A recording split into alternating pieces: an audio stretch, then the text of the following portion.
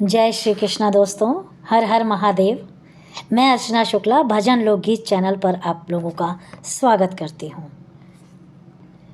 आज इस वीडियो में मैं आप लोगों को आंवला दीपक बनाने की विधि बताऊंगी और आंवला दीपदान कैसे किया जाता है, इसके दीपक बनाने की क्या विधि है और इसका क्या तरीका होता है पूजा करने का, और कैसे किसको किसको हम दान कर सकते हैं। ये सारी बातें मैं आपको इस वीडियो के में स्टेप बाय स्टेप बताती रहूँगी और एक एक चीज़ें मैं आप लोगों को दिखाती भी जाऊँगी। तो वीडियो आप सभी को बहुत ज़्यादा इन्फॉर्मेटिव है, देखिएगा। और कार्तिक का महीना है, जैसा कि हम सब लोगों को पता है कि कार्तिक का महीना जो होता है बहुत ही ज़्यादा शुद्ध और पवित्र माना जाता है। तो इसमें जो भी है दीपदान का बहुत ज़्यादा महत्व है, और सभी चीज़ों का तो महत्व है ही, लेकिन दीपदान का बहुत ज़्यादा महत्व है। बहुत सारी जगहों में मतलब मोस्टली जगहों पे दीपदान किया जाता है। कई लोग दीपों का दान भी करते हैं, कई लोग आंवला दीपदान करते हैं। तो कई मतलब नॉर्मल जो मिट्टी का दिया आता है उसके भी दीपक लगाते हैं। तो दीपदान का पुण्य फल प्राप्त होता है। अगर हम आंवलों को का दीपक बनाएं तो और भी अच्छा माना जाता है। एक आंवले का दीपक बना के आंवला दीपदान अगर हम करते हैं तो हमें 1000 दीपों का पुण्य फल प्राप्त होता है। इतना ज़्यादा महत्वपूर्ण होता है कार्तिक मास में आंवले का दीपदान। तो जो होता है ना, आंवले का दीपदान पूरे कार्तिक महीने में किया जाता है। लेकिन अगर कोई पूरे कार्तिक महीने में नहीं करता या नहीं कर पाता है, तो जब आंवला नवमी होती है ना, तो आंवला नवमी, क्योंकि उस दिन आंवले के वृक्ष की पूजा होती है, तो उस दिन से आंवला दीपदान जो है प्रारंभ हो जाता है और कार्तिक पूर्णिमा तक लगातार जो है कि आंवला दीपदान किया जाता है। तो अगर जो है प्रतिदिन आंवला दीपदान आप नहीं कर पाते, तो जो खास दिनों में आंवला दीपदान करता है, क्योंकि जो एक आंवले का दीपदान है वो 1000 दीप का दान के बराबर का पुण्य फल मिलता है। तो जैसा आप बता दूं कि जिस दिन आंवला नवमी है, इस साल 2024 में 10 नवंबर को प्राप्त हो रही है। 10 नवंबर को आंवला नवमी प्राप्त हो रही है। तो 10 नवंबर को आंवला नवमी है, तो आप आंवले का दीपदान अवश्य कीजिए। देवउठनी एकादशी है, उस दिन आप दीपदान करते हैं। कार्तिक पूर्णिमा को तो करना ही करना होता है, और बीच में जो है कि जो महत्वपूर्ण तिथि आती है, जैसे देवउठनी से लेकर कार्तिक पूर्णिमा तक, जो भीष्म पंचक भी बोलते हैं। अभी हमने वीडियो डाली थी भीष्म पंचक या पंच भीखु स्नान, जो भी बताया भी था लास्ट वीडियो में, आप लोगों ने देखा होगा, और नहीं देखा होगा तो डिस्क्रिप्शन बॉक्स में मैं बता दूंगी, आप ज़रूर देखिएगा उसको। तो उसका अपना अलग महत्व होता है। तो ये जो 5 दिन होते हैं ना, बहुत महत्वपूर्ण होते हैं, भीष्म पंचक या पंच भिखु।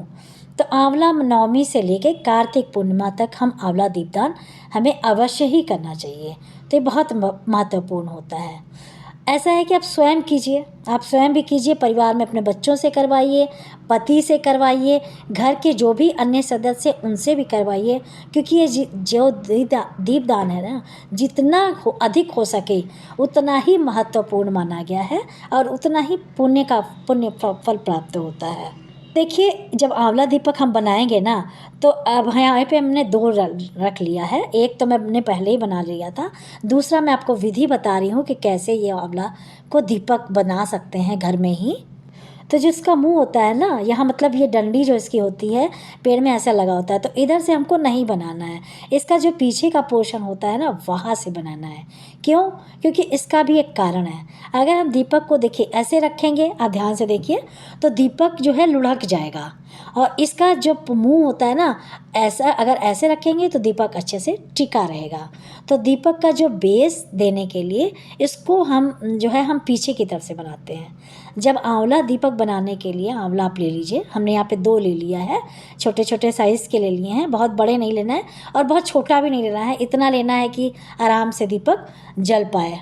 बहुत छोटे रहेंगे तो हमको दिक्कत आएगी बनाने में, उसमें रोई भी लगाने में दिक्कत होगी। तो देखिए, मैंने 2 ले लिया, एक आपको बना के दिखा रही हूँ, एक हमने बना लिया था पहले ही।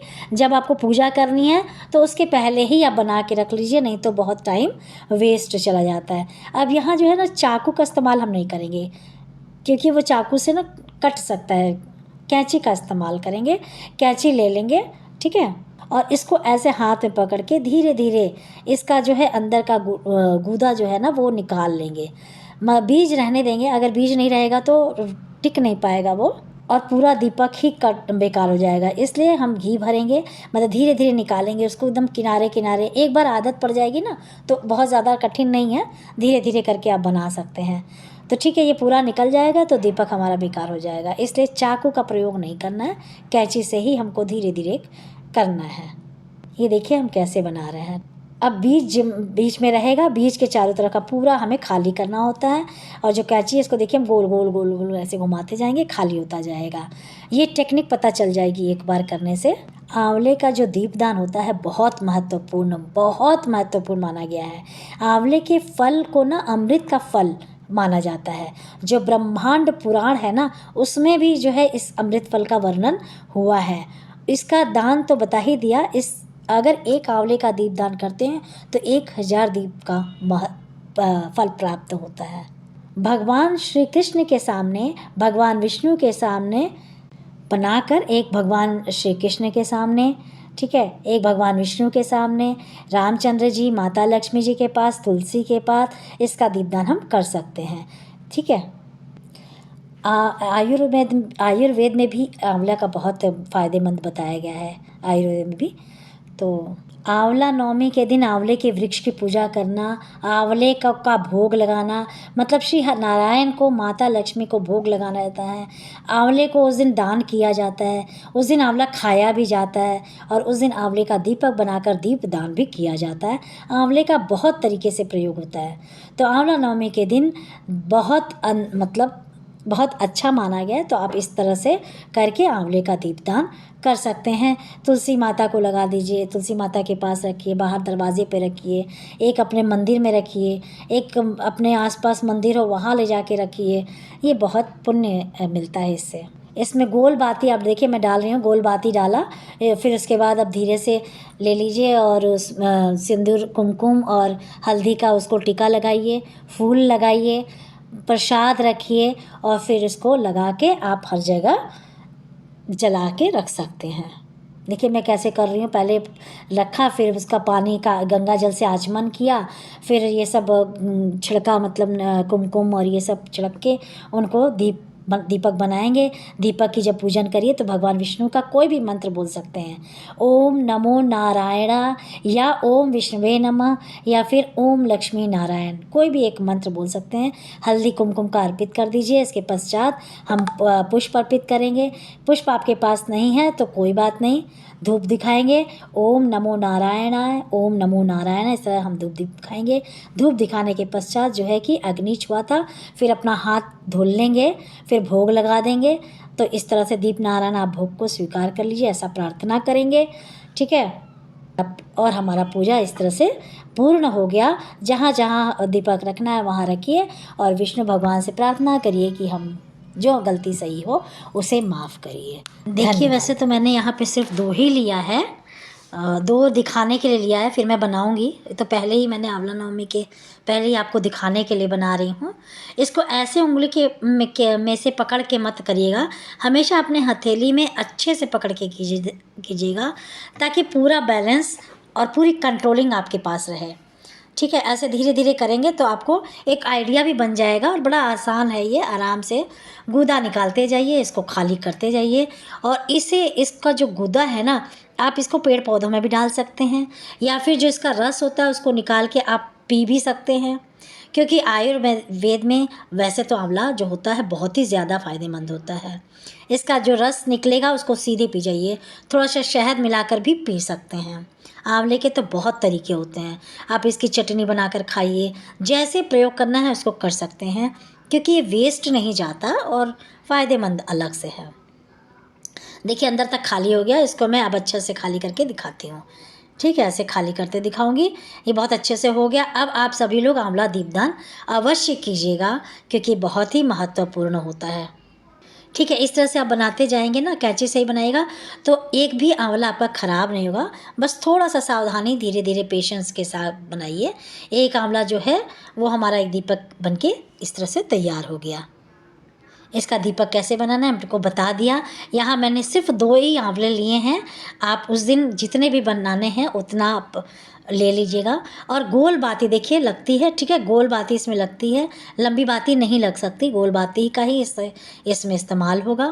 पहले जो बाती है ना इसको नीचे से हम थोड़ा सा फैला लेंगे, क्योंकि देखिए अगर हम गोल बाती सीधे रख देंगे तो लुढ़क जाती है, इसलिए हमेशा नीचे से उसको फैला के रखना चाहिए। तो इस तरह से फैला देंगे और हम किसी दीपक में रख देंगे, ठीक है। किसी दीपक में इसको रखें, हमेशा इसको नीचे से फैला कर लेना चाहिए, ताकि और जो भी है घी के दीपक में ही प्रयोग होता है। तो इसको हम डिप कर लेंगे और दोनों उसमें रख लेंगे, चिमटी के सहारे एक एक बाती जो है इसमें हम रखते जाएंगे, ठीक है। इस तरीके से हम बाती सभी इसमें लगा लेंगे, अच्छे से आपको लगाना है। ज़रा सा भी जगह हो थोड़ा सा ऊपर तक घी आप डाल सकते हैं, जगह हो तो। और इस तरीके से आपका आंवला दीपक बनके तैयार हो गया बिल्कुल।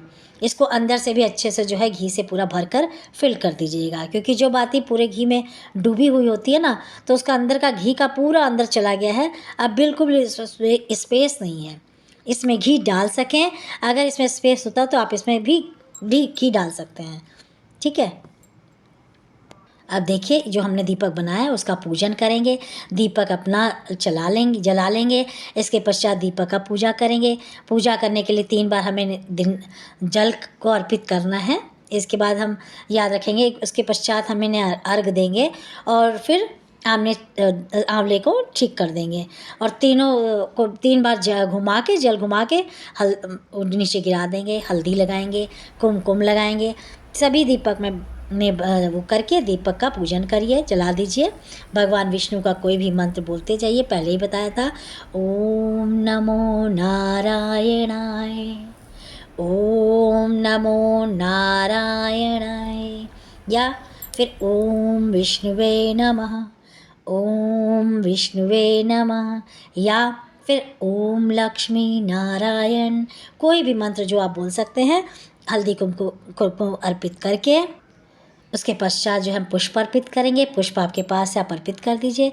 पुष्पित करने के बाद फिर हम धूप दिखाएंगे, वही ओम नारायण है, ओम नमो नारायण, इस तरह से धूप दिखाएंगे। धूप दिखाने के पश्चात जो है अपना, क्योंकि हमने अग्नि छुआ था तो फिर हम अपना हाथ धो लेंगे और फिर भोग लगाएंगे, ठीक है। भोग लगाने के पश्चात प्रार्थना करेंगे कि हे दीप नारायण आप भोग को स्वीकार कर लीजिए। इसके पश्चात एक बार जो है जो आपने आप आचमन करा देंगे और हो गया हमारा पूरा पूजा संपूर्ण। दीप नारायण का हमारा पूजा पूर्ण हो गया। हम जहाँ जहाँ रखना चाहें उस दीपक को रख सकते हैं, तुलसी जी में, विष्णु जी के पास, लक्ष्मी जी के पास, कृष्ण भगवान के पास, मंदिर में, ठीक है। तो इसमें घी और थोड़ा सा डाल सकते हैं और जलता रहेगा ये। भगवान विष्णु के नाम पे हम आकाश दीप दान भी कर सकते हैं, ठीक है। तो सभी जगह पे हम रख सकते हैं। छत पे देखिए, छत पे भी रख सकते हैं, जहाँ चाहें वहाँ आप इसको रख सकते हैं। अगर अगल बगल आंवले का पेड़ है वहाँ पे भी आप लगा सकते हैं। पेड़ का पौधा नहीं है, पेड़ नहीं है तो बोलेंगे पौधा है तो दीपदान करूँगी। दीपदान के लिए आप कहीं भी उसकी डंडियाँ वंडियाँ हों वहाँ आप दीपक जला सकते हैं।